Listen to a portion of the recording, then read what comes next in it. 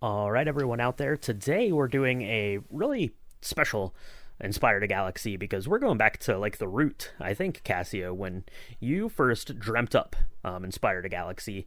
You were thinking about things, that inspired you, obviously, but, kind of things that inspired Star Wars and the worlds of Star Wars and, George Lucas himself. And today we're talking about one of the most kind of fundamental influences of George Lucas, and that is the the 1958 Akira Kurosawa film, Hidden Fortress. Yeah, it's a film it's inspired a lot of Hollywood, like Akira Kurosawa films, and it's funny because back in high school I was like, what inspired George Lucas? And like the three main things that came up were The Hero with a Thousand Faces, The Hidden Fortress, and Flash Gordon. And it was kind of hard to get a lot of like your hands on things like pre-streaming and like pre-movies on the internet. So like I didn't really see The Hidden Fortress until 2020, which is actually kind of funny because the Barnes and Noble like half off Criterion Collection thing, I didn't really understand what that was until like last year, because like I even think I saw The Hidden Fortress like for half off at a Barnes and Noble once, but I'm like, that deal sounds too good to be true. But it's like I could have had The Hidden Fortress like all these years sooner if I would have realized that. But yeah. That's right. Yeah, that was like your bounty of gold that kept eluding you, like our peasants here in the film. But before we get into that, we thought we should probably bring a guest on to help us talk about this film and kind of the inspiration of all of it, and get into the nitty gritty of this thing.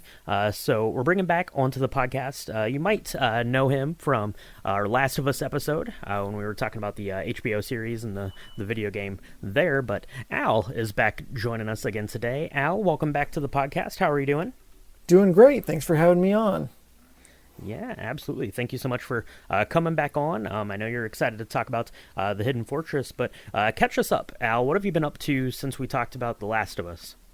Oh, that's a good question. I don't quite remember when we did the Last of Us one, but in the meantime, I've always loved movies, but now I'm actually started working on some like film sets and stuff like that. So helped out recently. I was just doing some production assisting work on a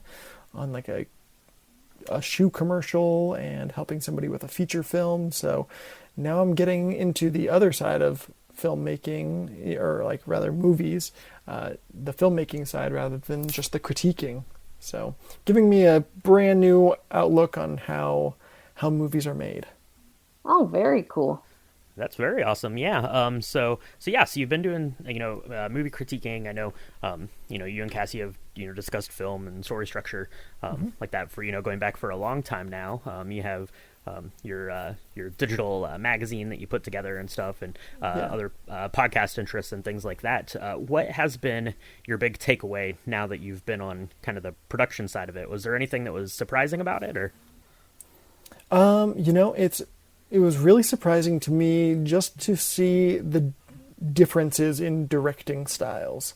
Like I've always heard, every director is different. But it didn't really quite click with me the way that some directors do it. On the feature film that I was helping out with, these people, it was really like run and gun type thing. So like they had very limited supplies and actors and crew and stuff like that.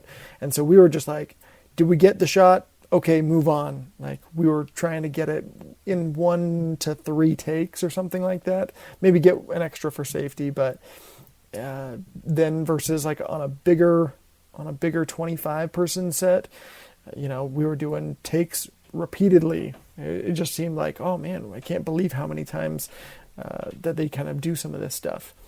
So it was more so just seeing how some of the directors just choose to have a million takes, or like, we got it, let's quit rolling tape. Yeah, for sure. I don't have any experience really in doing any directing myself, but I have been at the at the mercy of Cassia's directing for the audio drama. So I can only imagine, the differences there. And that actually is a great transition because directors is one of the big reasons that we're talking about the Hidden Fortress today. So obviously, George Lucas, our beloved creator of Star Wars, owed a lot of kind of the Star Wars formula and his own sort of ideals about movie making to Akira Kurosawa, and especially the film of The Hidden Fortress.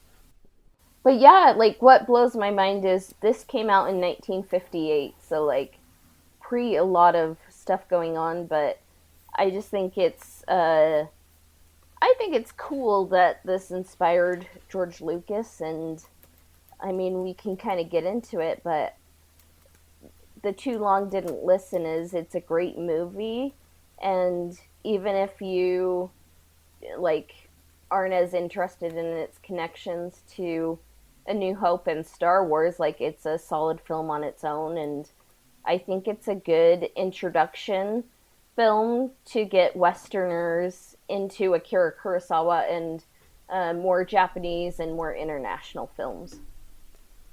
Yeah, absolutely. And, Akira Kurosawa, directed a bunch of films that you might have heard of, or you might have, had the opportunity to see kind of before this one, at least for like a Western audience, growing up, kind of in the 80s and 90s when I did, you'd hear of things like Ikaru and Seven Samurai, but really, Kurosawa's, directorial debut goes all the way back to 1943. So, I mean, it was, 15 years in the making before Hidden Fortress came along. And, presumably, George Lucas being, kind of this student of film and directing probably knew kind of more of that work, but really drew a lot of inspiration here from the Hidden Fortress. So I'm going to take this right here. It's from the Star Wars Year by Year Visual Chronicle, written by the late J.W. Rinsler. This is from the 2010 edition of that. But in the 1973 section here, under Organizing Ideas, it says, while working on his science fiction story, Lucas reviews Akira Kurosawa's The Hidden Fortress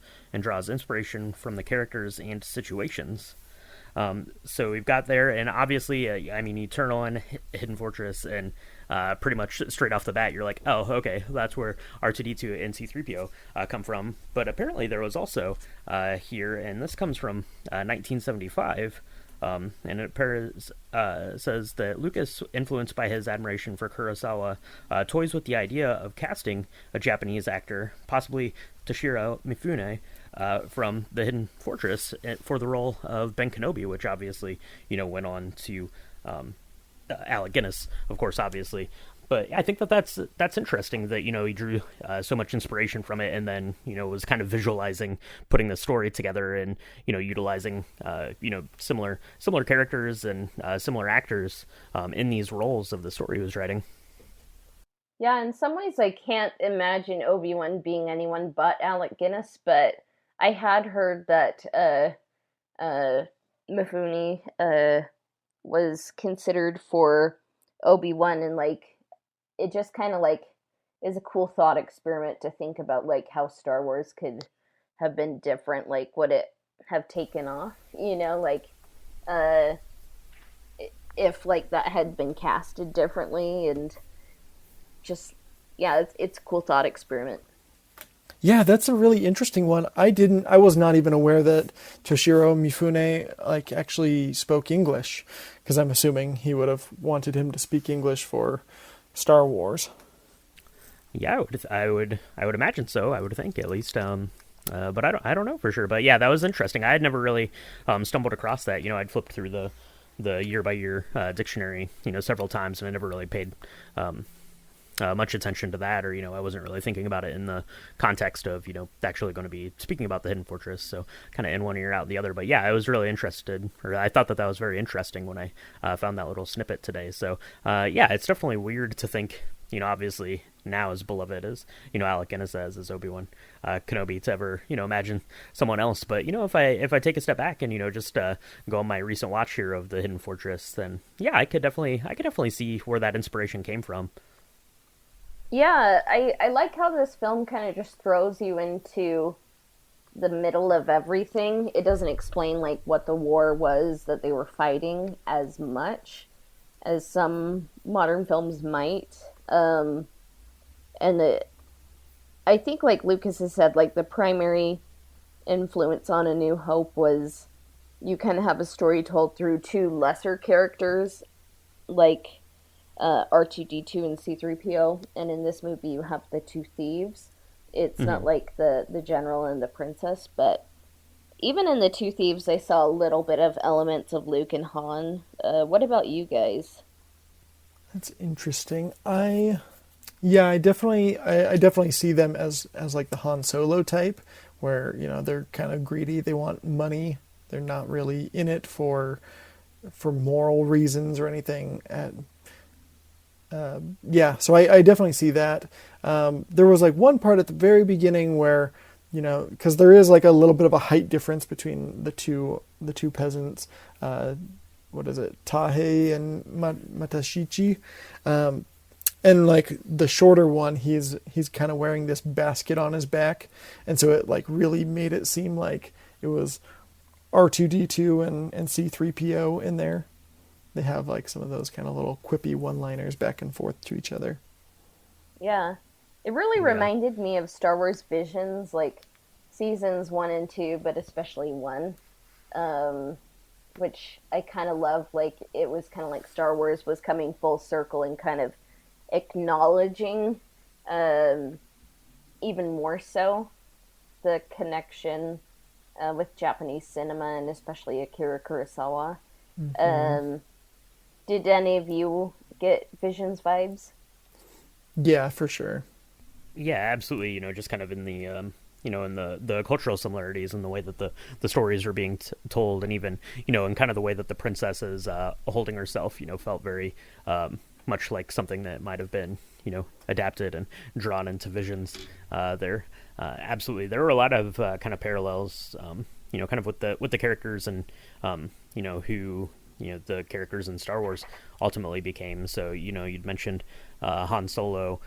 There's another woman that gets kind of brought into the party as we go, and there's kind of a situation where these people are on the run, and we'll get back into the story here a little bit, but they're on the run, and there's a reward being given for this princess, and you see her kind of reading that, and then kind of her reaction towards the general then is very kind of ambiguous, and you don't know whether she's going to do good or do bad, but then ultimately does good. So I saw some kind of Han Solo comparisons there within that character too. So let's I'm just going to give kind of this little brief synopsis here of the film. It covers a fair bit of ground. The story itself is kind of small, but it has kind of a pretty large scope, I think. But this is straight off of the Wikipedia description here, but it says it tells the story of two peasants who agree to escort a man and woman across enemy lines in return for gold, without knowing that the man and the woman are a general and the woman is the princess. So that's kind of the story set up there. If you're listening to this and you've never had the chance to see Hidden Fortress, that's kind of what it's about. You have these two peasants, and they come in, kind of straight off the story, and yeah, very much R2D2 and C3PO on the Tatooine desert there. Like even in the English subtitles of this, like some of the lines are even like extremely close to kind of the conversation that C3PO and you would imagine R2D2 to be retorting to him there as they've crashed onto Tatooine. But that kind of gets the story set up. They find some gold and then stumble into this hidden fortress and go off on this adventure, and then that's kind of the heartbeat of the story as it plays out is this adventure that they're going on, even more so than protecting this gold and reestablishing the kingdom. It's all about kind of this journey that these characters go on. Just as maybe a quick aside, I'm curious for both of you, what was your first Akira Kurosawa film that you remember seeing? So that's kind of a fun story. And by fun, I mean it was like during like the onslaught of Corona, like March 2020. Like just like a lot was happening, and just kind of had to do a lot, and kind of just like in lockdown with lots of people, and just was busy. Things weren't ideal, and in some ways, like it was kind of like my love and curiosity for Star Wars that like uh, kind of helped get me through a bit of Corona. Because I was thinking like I love Star Wars, but and I love KOTOR, but like what kind of inspired Star Wars? And I was kind of like looking at a list of films and different things that inspired George Lucas, but it seemed like the number one influence was The Hidden Fortress. And I mean, I'd had like people before tell me that like Lucas copy and pasted The Hidden Fortress, like that's like all he does is just copy things, you know? And Hmm. like after seeing The Hidden Fortress, I'm like, I think it's different enough. Like A New Hope like stands completely on its own, even if it's inspired by that. But like maybe things like the pod race scene like are kind of a little bit more copy and pasted from Ben-Hur, you know, but just kind of like the main film like people said to check out was uh The Hidden Fortress. And I guess that's kind of what like first exposed me to the Criterion Collection because I rented it like streaming from the Criterion Collection. And it was a little bit of a transition for me because like I'd primarily had only seen like American films or films in English, so I was like, oh, I have to really pay attention to this film.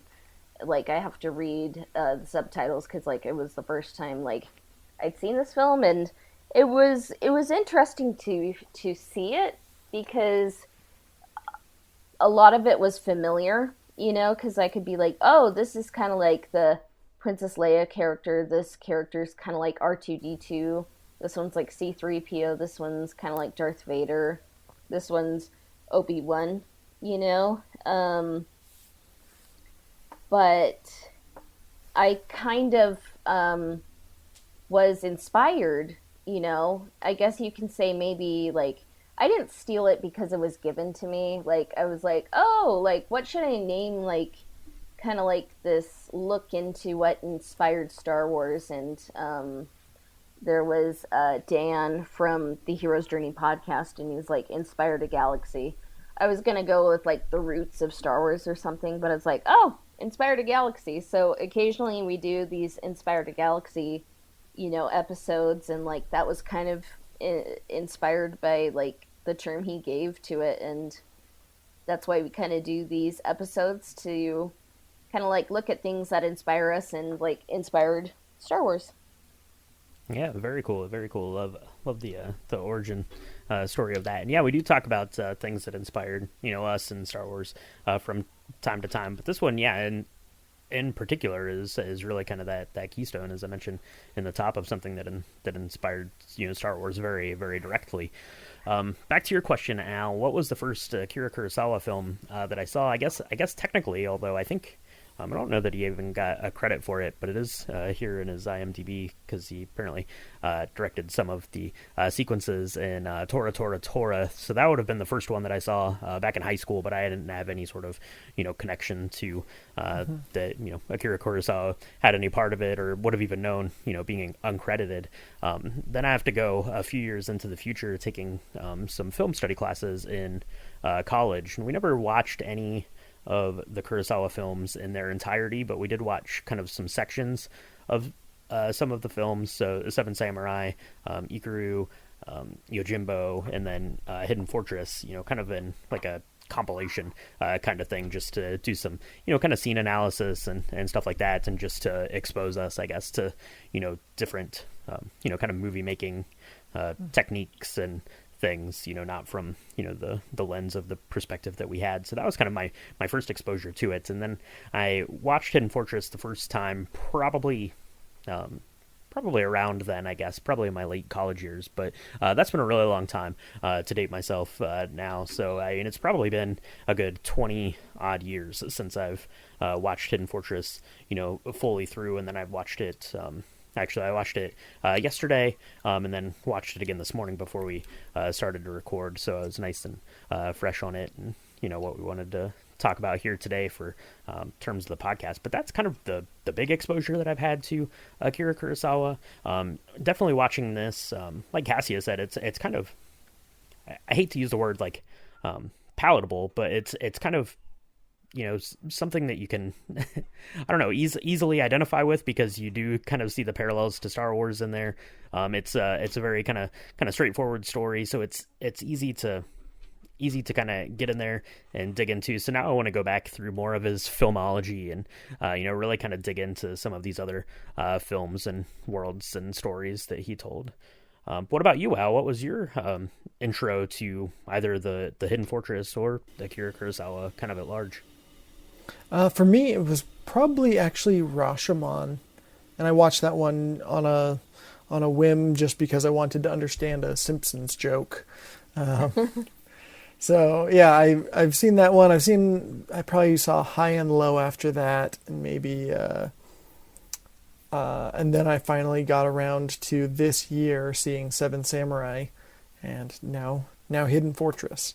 So yeah, even though I respect him as a director quite a bit, I would put him on my Mount Rushmore of directors. I have seen a shockingly low number of his movies, so I need to actually get through a few more of them. I picked up several of his through Criterion, so I hope to actually get around to Yojimbo, Sanjuro, and Ikiru soon. Yeah, for sure. And he had a very long, career in making movies. As I mentioned, directed his first kind of feature film in 1943, and then his last feature film was in 1993. Was nominated for an Academy Award for the film Ran, which came out in 1985, and then won kind of a Lifetime Achievement type of award in the Oscars there in 1990. So definitely has this long career, and yeah, 33 films you're gonna have to get through now, Al. That's the rules. So you better get busy. And I know Cassie is probably going to do all 33 too now. Challenge accepted. Maybe why not? We'll have to check back in on those. You watched like 30 James Bond films earlier this year. You can definitely do 33 Akira Kurosawa films. That shouldn't be too bad. Yeah, I mean, I have seen Throne of Blood, Yojimbo, the Hidden Fortress, and Rashomon. But I think I kind of need to see them a few more times to really absorb them. But I think what was so cool is Rashomon kind of even influenced The Last Jedi as well, kind of the different perspectives that you see with Luke, Kylo Ren, and Rey. And then it also influenced The Last Duel, which is a film I liked kind of on a historical book I read that was kind of wasn't really mentioned at all in the Oscars the year after it came out, which I find puzzling.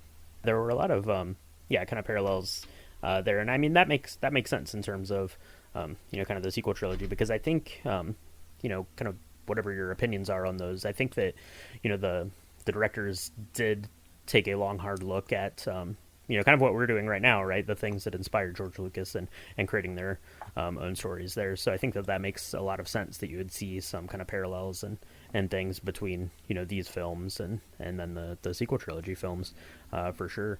So let's talk about the movie kind of itself now, right? We've talked about kind of the inspirations for it and our background with it. Al, let's start with you. I kind of gave the brief synopsis of the story there, but was there anything in particular about the story or the characters or the way that it was shot and the way that Kurosawa told the story that was particularly interesting to you? You'd mentioned that Kurosawa is one of your favorite directors. Are there aspects of the way he tells his stories on screen that are appealing to you, or anything that stood out to you here in terms of the Hidden Fortress story? Yeah, absolutely. He's kind of a revolutionary director in the fact of just how he could put these huge epic battles on screen, and he would get like real war tactics and stuff like that kind of showed off. He especially kind of does it for something like Seven Samurai, but I think that what was really great about this one is just the way that he's balancing the kind of the comedic characters with this more dramatic story of like trying to get this woman out, and so the princess out and free so that they can get some help and whatnot, restore the throne. So for me, this was I was particularly impressed by just that counterbalance that he did of, here's the joke, here's the drama, here's the joke, here's the drama. And he's not afraid to like show some very like dark sides of people in this film. We have another part where there's a slaver of women who, he is renting out women for the night and blah blah, and he sees the princess and he like wants to start using her and get her. Essentially, he's just a pimp, and so I'm just like, that's a pretty dark theme to be having in a movie, even in 1958. So it's that careful balance that he does. I found that this one is probably, I would say, the least approachable of the films that I've seen of his so far. And he's a very approachable director, I don't mean to say that this one is not approachable at all. I would just say that, I think Seven Samurai or High and Low or Rashomon are just a little bit easier to get into. There was like an element for myself where like I did have like moments where I felt like there was a lull in some of the stuff, but overall it's a really good one.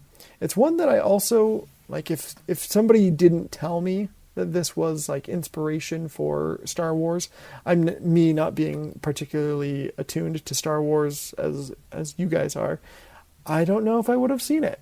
Like I think that I would have totally passed this by and been like, yeah, it was a totally like Star Wars. I would have said like, yeah, Star Wars was based on like Flash Gordon and some other stuff, but I wouldn't have tied it to this one. To this one, okay, that makes sense. That makes sense, and probably from the viewpoint of, I don't want to speak for you, Cassia, but from myself, I turned it on and I started watching it. I'm like, okay, what can I pick out of here that I can definitely see that Lucas took and implemented into Star Wars stories. So yeah, that's interesting. There, I do agree with you a little bit about kind of the lull. The movie is it's like 2 hours and 15 minutes, so it does feel, there are a couple of times, and I'm not going to critique Kurosawa because who am I to do that? But it does kind of, it feels like it kind of retreads a thing, maybe a time or two. And maybe that's just kind of our modern senses of how films should be edited and the links and things like that. So I'm kind of right there with you on that, Al. But what about you, Cassia? What about these characters? What about the way that it looks or sounds or anything in particular about the movie that you were really excited about when you saw it? It looks so stunning in black and white, like just the mountains. I was trying to find exactly where the Hidden Fortress was filmed because it was just shot and framed so well. I believe that it was filmed in Gotemba in Japan, so maybe one day I'll have to go there. But yeah, I wrote down like it looks so good in black and white, framed well, and the transition swipes kind of reminded me a bit of Lucas as well, so they might just be transition Swipes, but like Lucas is kind of like famous for them. But also, like you said, like it is kind of a longer movie, and like in some ways it does retread some threads, but it kind of mixes some very different tones, and like, I mean, there's even like maybe like attempted rape in this, but like there's also hope. Hmm. So just a whole lot of tones, a whole lot of things going on. But I just find it interesting as well. Like we have to wait 36 minutes into the film for Princess Yuki to appear, and in my Criterion collection, Blu-ray, she's on the cover, so I kind of saw some influence like on Star Wars. Like Han Solo doesn't appear until like the 40 or 45 minute mark in A New Hope, and in Knives Out, like Ransom doesn't come out until like the same time as well, which was directed by Ryan Johnson. So Hmm. I think it's a cool way to balance characters sometimes as you stagger them. Yeah, for sure, and it does definitely kind of stagger the introduction of the characters. Obviously, you get the peasants there at the front, and then they meet up with the general Makabe, and then you meet the princess, and then you meet the prostitute that um, you know Makabe is told to bring along with the party then. So yeah, it definitely kind of staggers the introduction of these characters throughout. It has some really great, you mentioned it, Al, this one isn't not specifically like a big like war scene, but there is some kind of hand-to-hand combat duel, which is really amazing to look at. And the way that it's kind of choreographed within the center of all of these people, and then goes into, I don't know, kind of like this canvas, like, I don't know, encampment kind of thing is really, really neat. You mentioned the landscape, Cassia, and that was one of the things that I kept going back and forth on. It looks gorgeous, it looks beautiful, in kind of this black and white, and you have this very like stark, black, shadows, and kind of this white. Kind of stone, I guess, that these mountains are. And on one hand, I'm like, this looks like this was filmed like in one like tiny little section of like this little mountain park, but at the same time, it also looks like it's filmed on like this huge, like expansive, just giant place. It was really strange. I don't know, to me in that way, but it looked gorgeous, and I love the way that he kind of used the canyons and obviously, kind of the hills and shooting up and down the mountains to give it just this great sort of scale. I thought was really cool. Yeah, and I mean, Al, you kind of messaged me about this. Like, did you guys kind of think like the hidden gold in the wood is kind of like the Death Star plans? Yeah, yeah. That's kind of what I Uh, thought too. yeah, I could see that. I could see that. For sure. Especially then as you have R2 or the bandit, kind of the ones that are shepherding it through this thing, and it's ultimately not theirs. So yeah, I could see that. I hadn't personally made that sort of connection when I was watching it, so that's kind of interesting.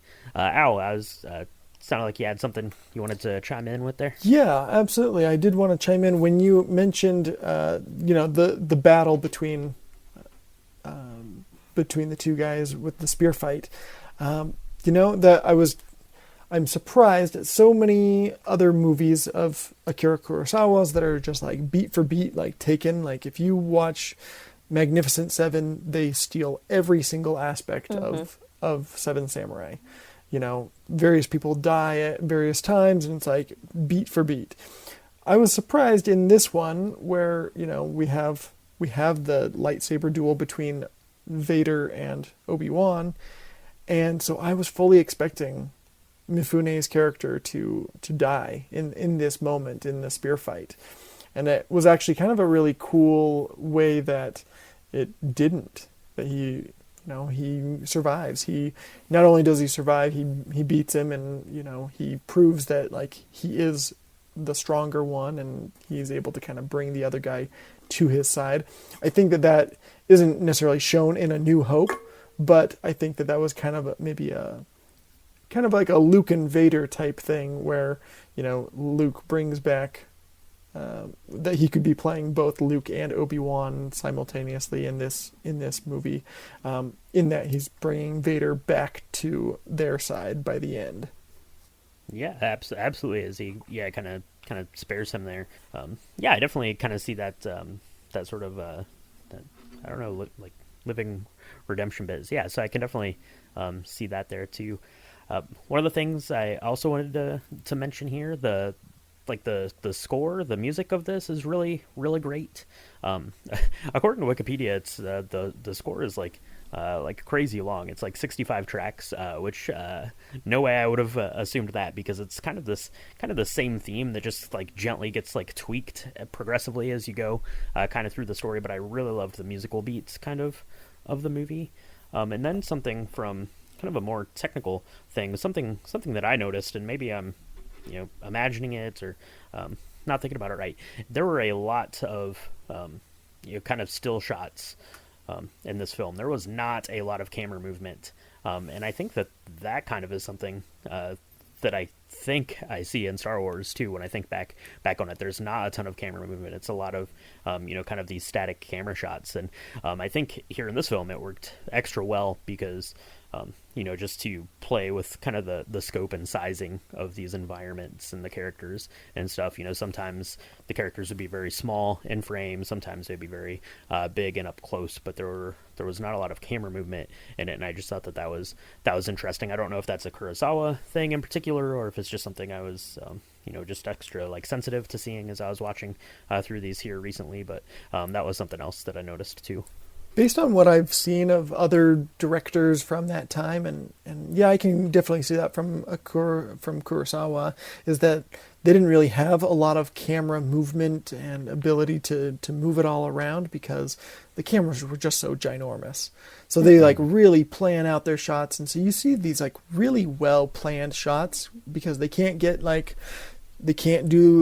the full sweep that they might want to do. It would be very interesting to see what he would do with today's technology with cameras. It probably is dramatically different since I've never seen Ran or Dreams. And those are from like the 80s and 90s that, I probably should see what he did with when cameras became smaller. So he during this time and like the other movies that were from this time, he really planned out all of those shots, made sure that they looked very tight. They were probably really just well framed around every character. Yeah, they didn't have digital cameras. They can't just be like, I don't know, improvise. So just every frame is kind of like a painting and or an engraving because it's black and white, and I loved it. And there was one shot I really loved, like Princess Yuki, she's crying with the flag, kind of like superimposed on her. Were there any shots that stood out to you guys? That's a really good one. The other one that really stands out or stood out to me, and it's actually kind of a mirrored shot because you almost get the same kind of shot, but it's when the peasants are going in and they're kind of coming across this hidden fortress area, and you have the general kind of standing up there in this kind of precipice that's kind of closed in on both sides, kind of shadowed there, and then you have one that's very similar with the princess kind of in doing that same kind of pose, and then she has that very striking pose that she basically has throughout the whole film where her legs are kind of spread like shoulder length or shoulder width apart, and she's holding that I don't know, it's like a reed or something that she's kind of holding throughout this thing, kind of in both of her fists down, and she has kind of that very imposing image up there, and same kind of thing where it's framed like within this like rock outcropping kind of thing was really cool. And then kind of the way that it's shot is probably some sort of low angle, because then it just looked like they were just miles up above like the peasants when they turn and kind of see these characters there looking over them. For me personally, Toshiro Mifune just kind of is such a scene-stealing guy that almost everything that I think of, even though I know that there were a bunch of main characters of it, I just think of all of his facial expressions when he looks very stern or when he's very happy. He just has such an iconic face. Mm-hmm. Yeah. Oh, and I do love when he's riding on horseback to get the two kind of soldiers and go into encampment, and it keeps cutting back to the same shot of him with his sword up. That's Yeah, yeah. I definitely remember that one. But yeah, that's really great and staggering looking. Yeah, and like I said, kind of that fight, especially when he first gets to the camp, and like the whole, like, I don't know, like platoon of people are there, and they kind of make this circle, and he's inside of it, and the camera's just at this kind of high angle, so it's kind of looking down on it, and it just looks huge, like the scope of it, and how many people or extras were in the scene, and how, like, well choreographed it was. Yeah, stuff like that I thought just looked absolutely gorgeous. Fun detail that I might have subconsciously picked up on beforehand, but Princess Yuki's makeup, Akira Kurosawa kind of took the actress aside, and it's like, we're gonna try to make you look like Elizabeth Taylor, and I think they did, and it's kind of funny just like to see how much like Elizabeth Taylor inspired cinema, even like in Japan, in 1958 in The Hidden Fortress, and then even like, in my humble opinion, the greatest, Disney animated film, Sleeping Beauty, like Aurora, like her eyes especially were kind of inspired by Elizabeth Taylor. So yeah. Yeah, absolutely. And I mentioned kind of the choreographed bit there with the fight. There's also the big kind of dance choreography that's happening, as they're kind of blending in with this local tradition where they're having this bonfire celebration, and they go and dance, and I thought that looked really amazing. And then it's kind of brought up then to the next morning, where it's very kind of stark and gray and ashen, as they're literally digging through the ashes to get their gold back. I really liked that sort of composition of kind of this big elaborate party, and then back to literally digging the gold out of the ashes of kind of this fallen kingdom that the princess was trying to reestablish. Yeah, it's interesting because I think that the chanting, I wasn't expecting it the first time I was watching it, and what they say at the Yamana Fire Festival is, the life of man, burn it in the fire. The life of an insect, throw it into the fire. Yeah, when you realize the world is dark, life is just a dream, lose yourself. Yeah. What did it make you guys think? Well, I'll kind of speak to it, Cassia. There, you mentioned kind of this chanting, and that's what's happening at kind of this bonfire celebration and things, and they're singing and dancing, and at the time you're not really thinking much of it, right? Because they basically start engaging in the celebration when they're about to get caught out by these soldiers for having their bundles of wood that's full of gold, and they end up pushing it into the fire and going and joining in this kind of dancing and celebration sort of thing.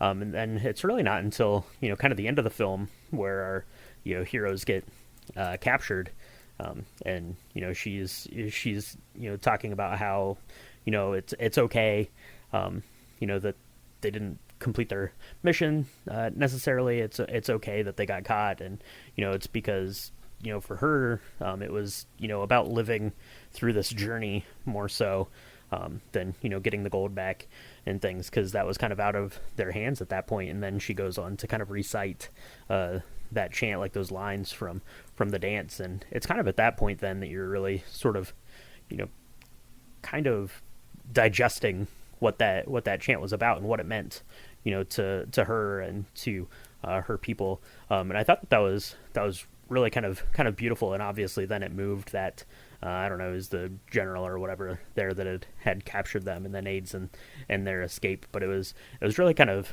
a beautiful way to tie in kind of this section that they were kind of forced into participating in due to hiding, but how ultimately the sentiment of that really kind of paid off and changed the paradigm here for the princess in this film. Yeah, I mean, I was like,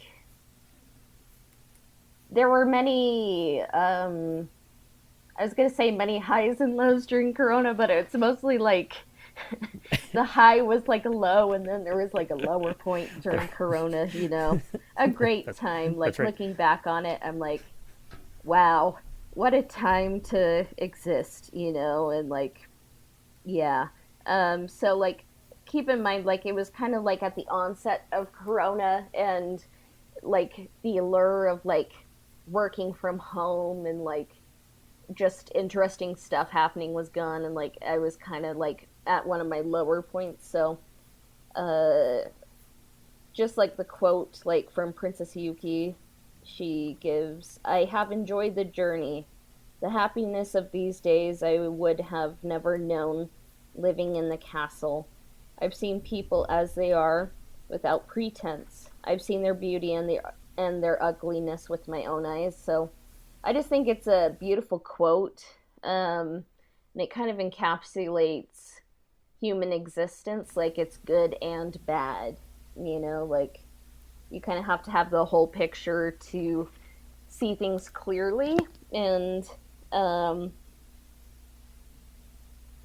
yeah, like this film, like I'm glad I've seen it, and maybe I wouldn't have seen it if not for the Star Wars connection. But like I kind of mentioned earlier, like this film is much more known and beloved in the West probably than in Japan, thanks to the Star Wars connection. But I like, as I said, it's a good gateway to Kurosawa and more Japanese cinema and international films. And I think like it has like accessible characters. Like you can kind of see like um, fairy tale kind of story levels in it, and like more serious stuff happens in it. So um, yeah, I guess like that quote uh, kind of encapsulated what I thought about it, and it stuck with me all these years later.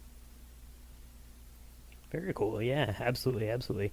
All right, let's go back to Al. Did you have any thoughts in particular about what Cassia said there about kind of that chanting, that celebration, sort of party aspect of the film, and then I guess then kind of Mm-hmm. in conclusion, if you want to speak to that, and then just kind of you know generally just some closing thoughts about Hidden Fortress, I guess.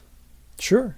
Yeah. So I think when I consider the uh, some of the aspects of what the song lyrics are, as well as that it's this giant fire festival. They're having a big bonfire. I think of phoenixes, rising from the ashes, becoming new people, kind of going through that fiery tribulation and being able to emerge a different person. I think that what we get from a story like The Hidden Fortress is showing that very greedy people can become new. I think what one of the best aspects is that the two are constantly bickering about who's going to get the gold over and over, and then at the very end, they've got a single gold sheet to share between them. The two of them decide, you know what, I don't really care about it. Like, you just hold on to it. And maybe that, like, they would choose to argue about it later on or something after the movie, but it shows selflessness. I think that what all of these characters, and what Japanese cinema is often about, is kind of selflessness. It's duty. It's that characters realize that they can't just be greedy. They have to do something that is above them. So all of these characters, they are willing to sacrifice themselves in order for a better outcome to exist, rather than just for their own outcome to exist. I think that that's kind of a central hope of Star Wars as well, in that there are individual characters who are kind of greedy and want their own thing, but for the majority, the people who are part of the Rebel Alliance, they have to be selfless, and Yeah. sometimes that means they do have to sacrifice themselves in order for the team to be able to escape, or for them to be able to survive another day. But it's that selflessness that I think Japanese cinema brought to Star Wars that it can really thank for. That's probably one of the biggest themes that Star Wars can thank Akira Kurosawa for bringing to it. Yeah. Yeah, and it does a great job of examining it, and you kind of hit on it there. How the bandits kind of throughout the story, right? They're, they start the story and they're friends, but they're, mad at each other enough, and then they find this gold, and they really kind of start to bicker and almost kind of go their separate ways over this gold. But then when they lose the gold, they get back together, and they're like, oh, we're gonna be in prison. Promise we'll still be friends when we're out of prison, or promise we'll still be friends when we die, and promise we'll still be friends when we go to heaven. Right? It keeps like progressing throughout the story, but every time kind of they're professing their friendship to one another, some more gold gets thrown across their path, and they're like, oh, strike that. No more friends, getting gold. I'm taking half this gold and going my way. And then kind of ultimately then at the end, when they do get their reward for helping to get the general and the princess through the enemy lines there, and they're given their reward, they're able to kind of put that and be like, here, you take it, no, you take it, we'll just as long as we can be friends. And I thought that was really cool, and you kind of mentioned it there, in akin to the Rebel Alliance. And definitely then I think that's kind of a parallel with Han Solo, something you brought up earlier in the episode, Cassia, kind of that same sort of ideal, right? When confronted with riches, what does that mean? And then where does friendship lie? And then ultimately friendship and your outlooks win out in the end, hopefully, anyways. Yeah, and I was gonna also mention that not only did this film inspire New Hope, it also helped inspire Padme's decoy situation in The Phantom Menace, and that was hard for younger Cassia to really understand. Like, I don't think, if I put together, how old I was until I, put together, the whole handmaiding queen situation in The Phantom Menace, I think I'd be a little embarrassed, but I think we have that to thank for the Hidden Fortress as well. And the horse chase kind of also reminded me of the speeder chase in Return of the Jedi, but maybe there's lots of other parallels that other viewers can kind of pick up on. But yeah, I just really recommend it, and just kind of seeing more films. And we're definitely not making any money from pitching the Criterion Collection, but it's a good resource to seeing more of these different films, especially from 1958. That collection is a really great way, obviously to get releases that are coming out now, but to find these gems of movie history that you might not be as familiar with, or just something that might pique your interest. You have to almost think about it back in the day, going to the video rental store, and you're just kind of browsing through those and things that might pique your interest. And that's a really great way to do it. There is to browse the Criterion selections, because those are all selected for one reason or another, and their importance to cinema and the history thereof. So definitely give those selections look. So, and you don't even have to buy them. You could also just subscribe to the Criterion channel for a month or two. Maybe that'll be cheaper than renting them all individually for you, Cassia, when you want to watch his entire discography. Yeah. He doesn't have every single one of his on there, but you can watch a good chunk of them. I would probably say, at least half. Yeah, and whatever they're calling HBO Max, I think it's just Max now.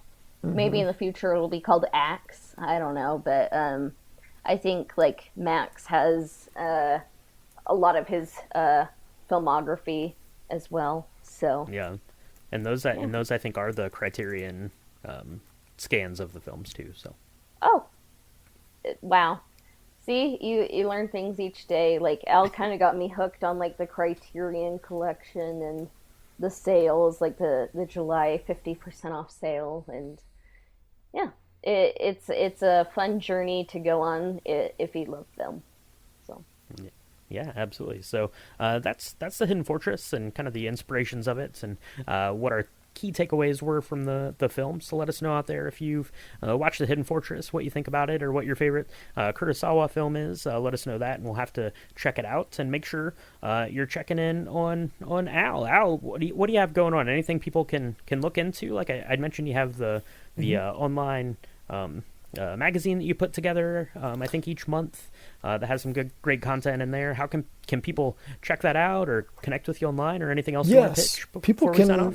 people can check out the little magazine where I review one video game, one movie, one album, and one TV show every month. You can just find some links to it if you just follow me on Twitter, and my Twitter handle is Mahatma Blondie. There's no E at the end. So yeah, just like Mahatma Gandhi, but a blonde person instead. So go on there, find me. You can also check out my podcast called The Movies That Move Us, where I have been able to interview a handful of folks who are connected. They find connection in movies, and I find it really cool when we get somebody who feels like a deeper connection to humanity as a whole because of a movie. So check out those two things. Awesome. Well, thank you so much for coming back on, Al. It was a pleasure having you on, talking about the Hidden Fortress today. Yeah, thank you. It was a great opportunity for me to, like I said, go back. It'd been over 20 years, I think, since I'd seen this. So it was great going back and revisiting it, and it definitely has inspired me to go out and seek out some more Kurosawa works and check those out too. But I think that's going to wrap it up for this one, Cassia. yeah, for sure. And I don't know if I personally did the Hidden Fortress justice, but I just wanted to say that I'm not recording in my usual area, so sorry if the sound quality doesn't sound as good and there's just some noise that I might not have been able to control, but hopefully if there was, you still found the episode beneficial. But yeah, thank you so much for listening, and may the force be with you.